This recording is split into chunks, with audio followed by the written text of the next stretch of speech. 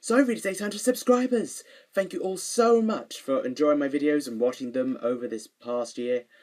Honestly, it's gone by really quickly, hasn't it? So yeah, as a result, I'm going to be doing a brand new Q&A. So 14 questions. Let's do this. I hope you guys enjoy. Who is your favourite of the Doctor's companions and why? Sarah Jane Smith, without a doubt. She was definitely the quintessential companion for me. Everything that the Doctor needed and more. No romance, just pure, powerful friendship. To be honest, the combination of the 4th Doctor, Harry and Sarah is still one of my all-time favourite TARDIS teams. Out of all the Doctor's costumes, which one would you choose and why? Presuming you mean of the ones that I don't know. But I would love to do the Death to the Daleks 3rd Doctor look. It's so stylish. I just love that red piping. Even though I seem to be getting a thing for red at the moment. And I've also developed a strong liking for velvet too. Yeah. Would you rather eat a kangaroo or wrestle with a koala bear? I don't know, I kind of fancy my chances against the herbivore. Especially if you want me to eat the kangaroo while it's still alive. I mean, would you want to take on this thing coming at you? Crazy! Get in the car! Get in the car! Get in the car! Get in the car! Oh, here it is! Here it is! Oh, sh!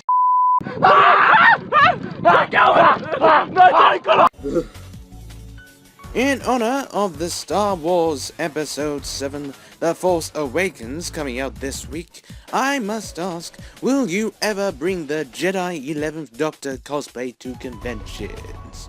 I have been tempted to, actually. Maybe one day. Gotta use that green saber for something, eh? Would you ever consider cosplaying as one of your own OCs? I doubt it, but if it counts, I did my Spider Doctor hybrid at MCM about a year and a half ago. That's fairly original, even though it's derisive of two pretty popular characters. Anyway, next question. Do you feel that a lot of your episode cosplay detail goes unnoticed, shoved under that Doctor's umbrella, or are convention-going Whovians really observant about it? Well, that's the thing of all cosplay, really. You may or may not notice all the nuances of an outfit, unless you're of that fandom. I mean, convention-going Whovians, I found, are very, very observant. I mean, really. The attention to detail, like with many, many cosplayers, is second to none. So, you're practically guaranteed to have everything noticed, at least by one person. Things that may not be as noticeable would be like the All Saints hoodie, because that would generally just look like an average hoodie. So I'd be very surprised if someone were to actually point it out, unless you've actually researched the costume. Like, I know a few people, like myself, who've researched the 12th Doctor's costume to the ground, really. So I think anybody who did recognise it would be like, oh my god, how much did that cost you? But let's good though. What was the first Doctor Who episode you saw? Trial of a Time Lord, episode 13. Colin Baker's speech against the Time Lords was one of the things that always stuck in my mind, even before I probably got into Doctor Who, thanks to Eccleston. I was very young when I first saw it, and it really just enamoured me. It gave me a big taste of the show I love today, and not to mention already making me fall in love with the 6th Doctor. What is the best way to deal with any negativity you may receive within the fandom? How do you stay positive during these times, and do you believe in always encouraging others to stay positive and happy? Well, I've been going through a bit of a rough time at the moment with people, so perhaps I'm probably not the best person to ask on the subject. But because positivity for me, personally, has been a bit of a challenge recently. However, that being said, I feel that others in a bad place should be helped with, just talking with them, make them feel loved.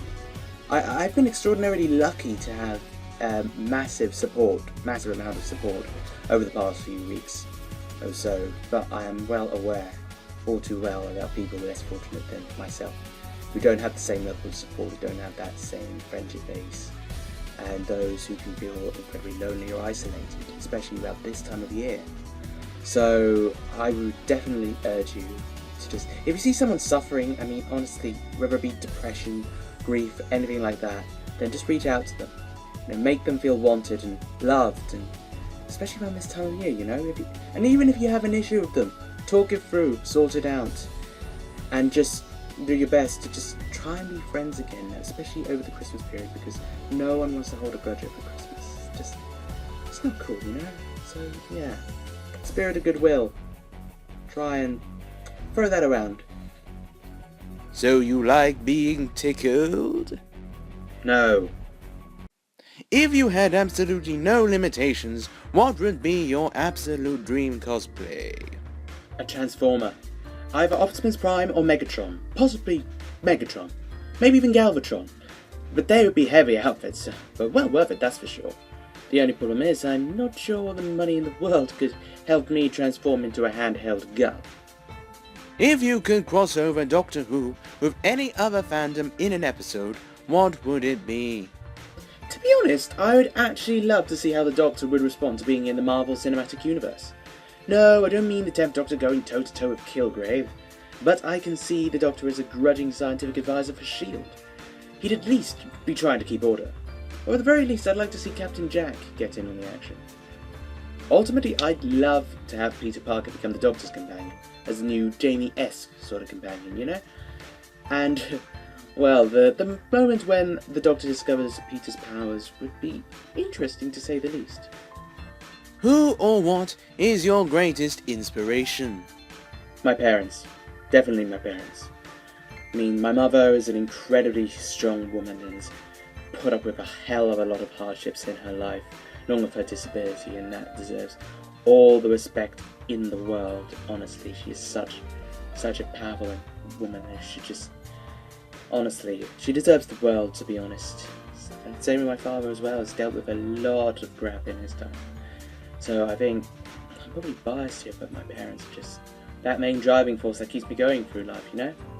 So yeah, my parents. If there was a woman doctor and you got to choose who it is, who would you pick? Interesting question. Helena Bonham Carter seems to be the stock answer being thrown around at the moment. I think she would bring a lot to the role, probably be very eccentric and very likeable as well, in a comedic sense and a rather gothic sense as well. So yeah, my choice would be Helena Bonham Carter. A good friend of mine has passed around the words Jamie Murray as well, so I think she could be pretty cool. But to be honest, I really want Capaldi to just stay in the role for a long time, presently. I'm not thinking about his successor yet. What is your dream job? Would you like to play the Doctor? Billionaire tyrant.